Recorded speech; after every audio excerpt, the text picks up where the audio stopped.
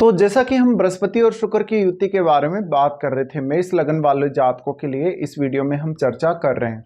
मेष लगन के 8वें भाव में अगर बृहस्पति और शुक्र की युति अगर बन रही हो तो इस युति के किस प्रकार के प्रभाव और परिणाम आप लोगों के सामने आ सकते हैं। यहाँ देखिए, अगर इस युति को अगर परिभाषित किया जाए तो ये युति आपके धन संबंधी मामलों में और आपके ज्ञान के मामलों में सबसे बड़ा योगदान देगी, यहाँ दोनों ग्रहों के स्थित होते हुए। लेकिन आपको मंगल को भी देखना पड़ेगा, मंगल इन दोनों के डिस्पोजिटर हैं और साथ साथ में बृहस्पति आपके 9वें भाव के स्वामी और 12वें भाव के स्वामी हैं। इसलिए ऐसा बृहस्पति आपको ज़्यादा से ज़्यादा ज्ञान तो दे ही सकता है, धन के भी बहुत सारे स्रोत ये दोनों ही मिलकर दे सकते हैं। इसके अलावा आपकी रुचि किसी रिसर्च रिलेटेड विषय में या कोई ऐसे विषय में जैसे कि कोई अकल्ट का विषय है, ज्योतिष है, पामिस्ट्री है, न्यूमरोलॉजी वगैरह है, या आपका रुचि ज़्यादा से ज़्यादा तंत्र मंत्र में रह सकता है। लेकिन यहाँ शुक्र और बृहस्पति दोनों ही अत्यंत शुभ ग्रह हैं। यहाँ शुक्र आपको थोड़ा सा वैवाहिक सुख में कमी जरूर कर सकते हैं, लेकिन फिर भी आपको जो आपके जीवन साथी की फैमिली मिलेगी वो काफ़ी ज़्यादा सपोर्टिव और धनवान मिलेगी। इसके अलावा उनकी तरफ से आपको काफ़ी ज़्यादा सपोर्ट मिल सकता है, धन संपत्ति के मामले में भी और ज्ञान के मामले में भी। लेकिन आपका जीवन साथी भी काफ़ी ज़्यादा टैलेंटेड होगा और ज्ञान के मामले में काफ़ी हाई लेवल पे होगा। हो सकता है कि कुछ सेक्सुअल इश्यूज जरूर आ सकते हैं इस युति की वजह से। बृहस्पति आपके चार्ट में 9वें भाव के स्वामी और 12वें भाव के स्वामी हैं। अब आपके लिए इंपॉर्टेंट ये भी है कि इनमें से किसी की भी महादशा आपके अगर आ रही है इस जीवन काल में तो उस महादशा का बहुत ही इंपॉर्टेंट रोल रहेगा आपकी लाइफ में। बृहस्पति 9वें घर के स्वामी होने की वजह से इस बात की बहुत प्रबल संभावना है कि आप कोई रिसर्च रिलेटेड विषय ही चुन सकते हैं या आप पीएचडी वगैरह भी कर सकते हैं किसी भी फील्ड में। यहाँ बृहस्पति के होते हुए आपके ज्ञान और धन में काफ़ी ज़्यादा वृद्धि होगी, जिसको आप अप्रत्याशित वृद्धि भी बोल सकते हैं। बृहस्पति और शुक्र का ये युति दिखाता है कि आप किसी भी विषय में कितना ज़्यादा गहराई तक जा सकते हैं और अपने लिए आर्थिक रूप से आप किस तरीके से प्लान कर सकते हैं। ये कंजक्शन बेसिकली आपको विवाह होने के पश्चात ज़्यादा अच्छे रिजल्ट दे सकता है, सिर्फ आपके रिलेशनशिप को छोड़कर। अब देखिए, अगर पुरुष का चार्ट हो तो पुरुष के लिए हम शुक्र को अगर देखें तो एक पत्नी के कारक के रूप में शुक्र को माना जाता है, जबकि बृहस्पति को किसी भी लड़की के पति के कारक के रूप में माना जाता है। इसलिए अगर स्त्री का चार्ट हो चाहे पुरुष का चार्ट हो, दोनों में ही ये कंजक्शन सिमिलर रूप से इंपॉर्टेंट हो जाएगा। लेकिन यहाँ बृहस्पति के लिए उनके मित्र मंगल का घर है, जबकि शुक्र यहाँ थोड़े बहुत कमजोर जरूर हो जाएंगे। लेकिन क्योंकि एक शुभ ग्रह के साथ वो बैठे हैं, इसलिए यहाँ इस भाव को और शुक्र से संबंधित भावों को शुभता जरूर प्रदान हो जाएगी।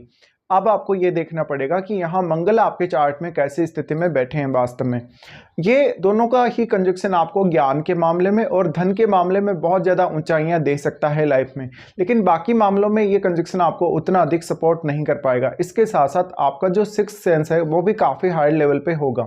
बृहस्पति 12वें भाव के स्वामी है और 9वें के स्वामी हैं, तो इस बात की संभावना है कि आप विदेश यात्रा भी कर सकते हैं अपने विवाह होने के पश्चात। विदेश यात्रा आप अपने कैरियर पर्पज से, किसी रिसर्च पर्पज से या हायर स्टडीज के पर्पज से कर सकते हैं।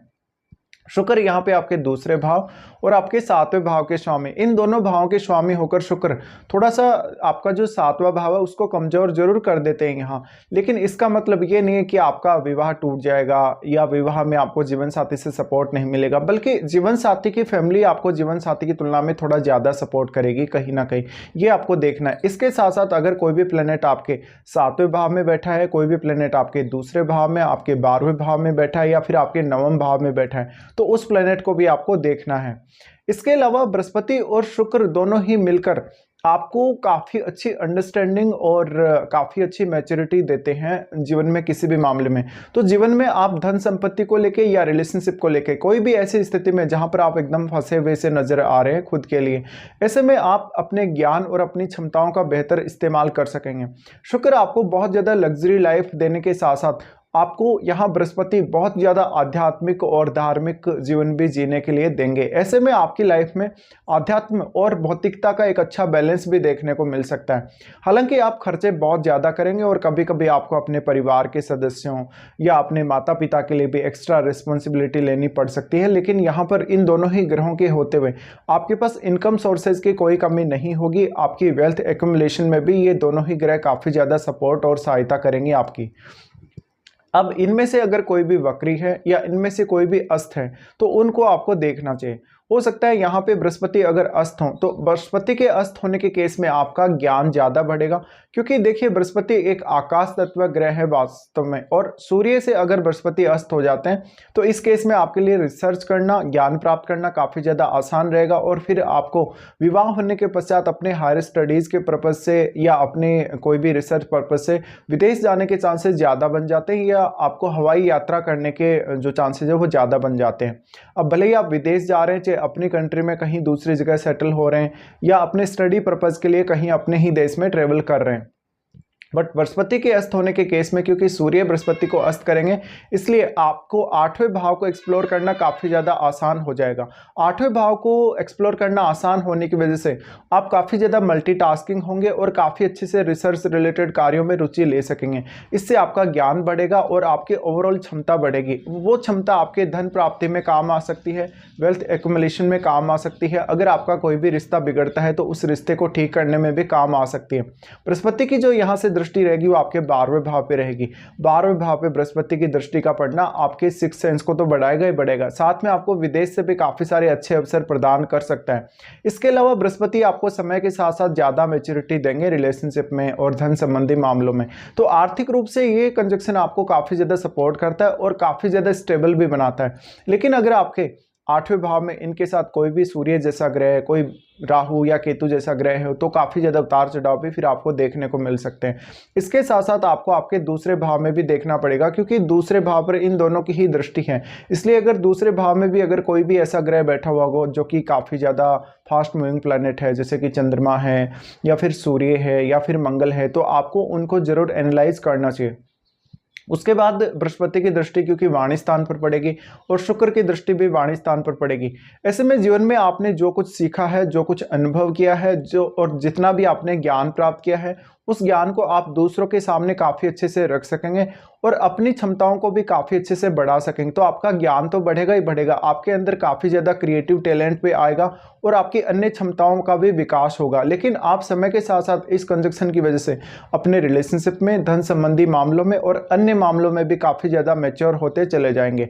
समय के साथ साथ आपको चीज़ों को सीखना, चीज़ों को दूसरों के सामने रिप्रेजेंट करना आसान होता चला जाएगा। बृहस्पति उसके बाद आपके 4th हाउस पे दृष्टि डालेंगे। अब बृहस्पति के लिए ये काफ़ी इंटरेस्टिंग स्थिति है, क्योंकि यहाँ पर वो अपने उच्च के घर पर दृष्टि डाल रहे हैं, जबकि बृहस्पति आपके 9वें और 12वें भाव के तो स्वामी हैं ही, और वो यहाँ अपने मित्र के घर में बैठे हैं। इसलिए 4th हाउस पर जो दृष्टि पड़ेगी बृहस्पति की, उस वजह से हो सकता है कि आपका जो जीवन साथी होगा वो आपकी ज़्यादा से ज़्यादा केयर करेगा, या वो आपके माता पिता की बहुत ज़्यादा केयर करेगा, आपकी फैमिली की बहुत ज़्यादा केयर करेगा, और आप भी आपके विवाह होने के पश्चात इस बात की पॉसिबिलिटी बहुत अधिक है कि अपने घर की जिम्मेदारियों को काफ़ी अच्छे से निभाएंगे, जहाँ पर आपको आपके ससुराल पक्ष से सपोर्ट मिल जाएगा और अपने जीवन साथी से भी सपोर्ट मिल जाएगा। दोनों ही ग्रह यहाँ पर क्योंकि 8वें भाव में स्थित हैं, तो वो आपके जो जीवन साथी हैं उनके वाणी स्थान को दर्शाता है। इसलिए आपका जो जीवन साथी है वो आपको धन के मामले में या किसी भी अन्य मामले में कोई भी एडवाइस देगा, तो वो एडवाइस आपके लिए बहुत ज़्यादा इंपॉर्टेंट हो सकती है। बृहस्पति की दृष्टि जो कि आपके 4th हाउस में पड़ेगी, इस वजह से आप एक भौतिक जीवन जीने के साथ साथ काफ़ी ज़्यादा घर परिवार में जो आध्यात्मिक कार्य हैं वो भी करते हुए नजर आएंगे और काफ़ी ज़्यादा मैच्योरिटी के साथ आप अपने जीवन को हैंडल करेंगे। शुक्र यहाँ पर आपके दूसरे भाव के स्वामी, दूसरे भाव के स्वामी होकर शुक्र जब यहाँ स्थित हैं, तो ऐसे में ज़्यादा से ज़्यादा धन कमाने की और ज्ञान को अचीव करने की क्षमता शुक्र प्रोवाइड कर रहे हैं। इसके अलावा शुक्र हालांकि 7वें भाव को थोड़ा कमजोर जरूर कर देते हैं, इस वजह से तो आपका जो सेक्सुअल लाइफ है उसके ऊपर जरूर यहाँ नेगेटिव इंपैक्ट पड़ सकता है। लेकिन यहाँ राहु और केतु का संबंध अगर है बृहस्पति या शुक्र के साथ, तो ये आपके लिए फिर मैरिड लाइफ को और भी ज़्यादा प्रॉब्लमेटिक बना देगा। लेकिन आपको इस युति को एक बहुत ही पॉजिटिव तरीके से देखना चाहिए। अगर किसी भी अन्य ग्रह का प्रभाव यहाँ नहीं है, तो अगर शनि का प्रभाव है, तो ऐसे में आपके इनके जो रिजल्ट होंगे वो काफ़ी ज़्यादा रिस्ट्रिक्टेड हो सकते हैं। अगर चंद्रमा का प्रभाव हो तो आपके लिए धन संपत्ति की और ज़्यादा संभावना बनेगी और आप किसी भी विषय को बहुत अच्छे से एनालाइज भी कर सकेंगे। तो यहाँ पे बेसिकली जो दूसरा भाव है वो काफ़ी ज़्यादा मजबूत हो जाता है, लेकिन वास्तव में आपका 7वां भाव थोड़ा कमज़ोर अवश्य ही हो जाएगा। इसके साथ साथ अगर आपके 7वें भाव में कोई भी अन्य ग्रह स्थित है तो आपको उस ग्रह को अवश्य ही देखना चाहिए। अब मान लीजिए आपको अगर शुक्र की महादशा आती है इस जीवन काल में, तो शुक्र की महादशा आपके रिलेशनशिप के लिए उतनी अच्छी साबित नहीं होगी, लेकिन आपको ज्ञान के मामले में, अकल्ट के मामले में काफ़ी अच्छी साबित होगी और आपके मन को ऐसा शुक्र काफ़ी ज़्यादा गहराइयाँ देने की कोशिश करेगा। इसके साथ साथ आपके पार्टनर को समझना आपके लिए कभी कभी आसान नहीं होगा, क्योंकि देखिए शुक्र 7वें भाव के स्वामी, 7वें भाव के स्वामी होकर जब शुक्र 8वें भाव में स्थित होंगे तो आपके जीवन साथी का जो कैरेक्टर होगा वो काफ़ी ज़्यादा मिस्टीरियस हो सकता है आपके लिए। इसी प्रकार से अगर किसी स्त्री के चार्ट में ये कंजक्शन है तो उनके लिए उनके हस्बैंड के पास बहुत ज़्यादा ऐसी चीज़ें हो सकती हैं जो काफ़ी पैसे से खरीदी गई हैं, यानी लग्जरी चीज़ें हो सकती हैं, या फिर वो चीज़ें बहुत ज़्यादा ऐसी चीज़ें हो सकती हैं जो काफ़ी मिस्टीरियस हैं या जिनके बारे में आप बहुत ज़्यादा उत्सुक होंगे ज्ञान प्राप्ति के लिए। अब मान लीजिए अगर किसी स्त्री के चार्ट में ये कंजक्शन है तो स्त्री के चार्ट में अब बृहस्पति उनके हस्बैंड को बताते हैं। हस्बैंड को बताने की वजह से इस बात की बहुत हद तक पॉसिबिलिटी है कि आपके हस्बैंड काफ़ी ज़्यादा अकल्ट में रुचि लेने वाले या रिसर्च में रुचि लेने वाले हो सकते हैं, और शुक्र बृहस्पति के साथ है। शुक्र के साथ होने की वजह से यहाँ पर कहीं ना कहीं आपके जो जीवन साथी होंगे उनके पास बहुत सारे इनकम सोर्सेज हो सकते हैं जो कि वास्तव में आपको पता नहीं होंगे। इसके अलावा वो अपने धन का बहुत ही मिस्टीरियस तरीके से उपयोग करेंगे और उनके पास लगातार पैसा आता ही रहेगा, और पैसे के मामले में उनकी स्थिति काफ़ी ज़्यादा स्टेबल रहेगी और उनको ज्ञान और मैच्योरिटी दोनों ही उनके पास ज़्यादा होगा आपकी तुलना में। तो ज्ञान और मैच्योरिटी के मामले में हो सकता है कि आपके हस्बैंड आपसे ज़्यादा हायर लेवल पे हों, लेकिन वास्तव में जीवन को हैंडल करने की या अपनी लाइफ स्टाइल को हैंडल करने की जहाँ पर बात आती है वहाँ पर आपके हस्बैंड आपसे ज़रूर आगे निकलेंगे हमेशा ही। तो ये कुछ प्रभाव और परिणाम आप लोगों को नज़र आ सकते हैं जब भी बृहस्पति और शुक्र का युति आपके मेष लगन के चार्ट में 8वें भाव में हो।